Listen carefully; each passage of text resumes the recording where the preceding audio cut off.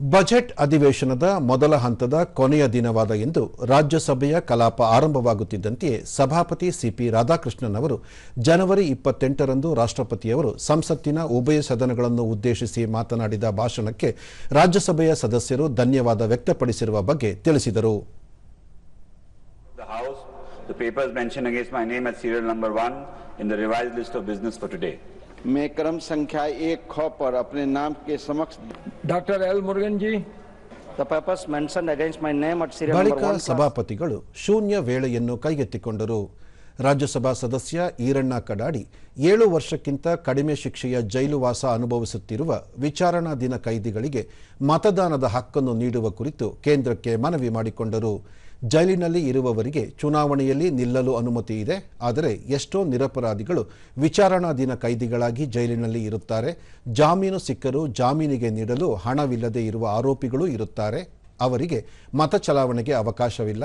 ಆದರೆ ನಿಜವಾಗಿಯೂ ಅಪರಾಧ ಮಾಡಿ ಹೊರಗಡೆ ಇರುವವರಿಗೆ ಈ ಅವಕಾಶ ಇದ್ದು ಇದು ಸಂವಿಧಾನ ಬಾಹಿರವಾಗಿದೆ ಎಂದು ಅವರು ಸದನದ ಗಮನಕ್ಕೆ ತಂದರು. ಈಗಾಗಲೇ ಕೆಲವು ಅನಗತ್ಯ ಕಾನೂನುಗಳನ್ನು ಕೇಂದ್ರ ಸರ್ಕಾರ ರದ್ದುಗೊಳಿಸಿದ್ದು ಈ ಬಗ್ಗೆಯೂ ಗಮನ ಹರಿಸುವಂತೆ ಅವರು ಮನವಿ ಮಾಡಿಕೊಂಡರು. करने का निर्णय लिया है. हमारी सरकार ने पिछले वर्ष में कई पुराने और अप्रासंगिक कानून को खत्म किया है. इसलिए यह समय इस विसंगति को भी दूर करने का है. इसलिए मेरा सरकार से निवेदन है कि इसी दिशा में representation of the people act 1951 की धारा 62 कॉज 5 में आवश्यक संशोधन किया जाए, जिससे जेलों में बंद अंडर ट्रायल्स जिन पर 7 साल से कम की सजा वाले अपराधों का आरोप है उन्हें वोट देने का अधिकार दिया जाए. इससे न केवल हमारे लोकतंत्र की जड़ों मजबूत होगी बल्कि जेल सुधारों की दिशा में यह एक ऐतिहासिक कदम होगा.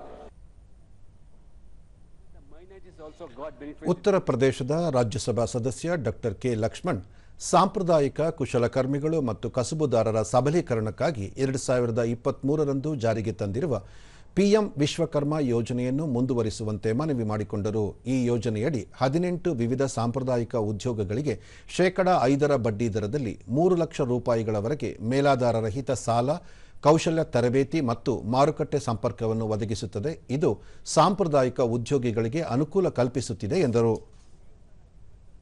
To consider the expanding of the scheme and into a robust second phase, because the people are eagerly waiting for the scheme to be continued.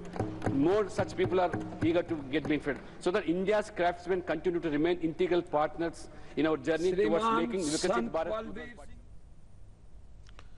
ಬಳಿಕ ಕೃಷಿಗೆ ಸಂಬಂಧಿಸಿದ ಪ್ರಶ್ನೆಯೊಂದಕ್ಕೆ ಉತ್ತರಿಸಿದ ಕೃಷಿ ಸಚಿವ ಶಿವರಾಜ್ ಸಿಂಗ್ ಚೌಹಾಣ್, ಕಳೆದ 10 ವರ್ಷಗಳಲ್ಲಿ ಕೃಷಿ ಕ್ಷೇತ್ರದಲ್ಲಿ ಅಗಾಧ ಪ್ರಗತಿಯಾಗಿದೆ. ಕೃಷಿ ಮೂಲಸೌಕರ್ಯ ನಿಧಿಯನ್ನು ಕೇಂದ್ರ ಸರ್ಕಾರ ಜಾರಿಗೊಳಿಸಿದೆ. ಈ ಯೋಜನೆಯಡಿ ಕೇವಲ 3ರ ಬಡ್ಡಿ ದರದಲ್ಲಿ ಸುಗ್ಗಿಯ ನಂತರದ ನಿರ್ವಹಣೆ, ಕೋಲ್ಡ್ ಸ್ಟೋರೇಜ್, ಸಂಸ್ಕರಣಾ ಘಟಕಗಳು ಮತ್ತು ಇ ಮಾರ್ಕೆಟಿಂಗ್ ಪ್ಲಾಟ್ಫಾರ್ಮ್ಗಳಂತಹ ಕೃಷಿ ಆಸ್ತಿಗಳ ನಿರ್ಮಾಣಕ್ಕೆ 2 ಕೋಟಿ ರೂಪಾಯಿಗಳವರೆಗೆ ಸಾಲ ನೀಡಲಾಗುವುದು. 7 ವರ್ಷಗಳವರೆಗೆ ಸಾಲದ ಮರುಪಾವತಿ ಅವಧಿಯನ್ನು ಒದಗಿಸಲಾಗುತ್ತಿದೆ. ಇದು ಕೃಷಿಕರಿಗೆ ಹಲವು ರೀತಿಯಲ್ಲಿ ಪ್ರಯೋಜನ ನೀಡುತ್ತಿದೆ ಎಂದು ಹೇಳಿದರು. 3549 इंफ्रास्ट्रक्चर और 2827 कोल्ड स्टोरेज भी बने. और माननीय सभापति महोदय, इसके कारण जो फसलों का नुकसान होता था, फल और सब्जियों का नुकसान होता था, उस नुकसान में 5 से लेके 15% तक की कमी आई. अब हमारे फल सुरक्षित है, किसान उनको कोल्ड स्टोरेज में रख सकते हैं. हमारे अनाज को भी सुरक्षित रखा जा सकता है. एपीओज को भी माननीय सभापति महोदय, ये एग्री इंफ्रा फंड के अंतर्गत अलग अलग तरह के वेयर हाउस हो, कोल्ड स्टोरेज हो बनाने की सुविधा दी जाती है.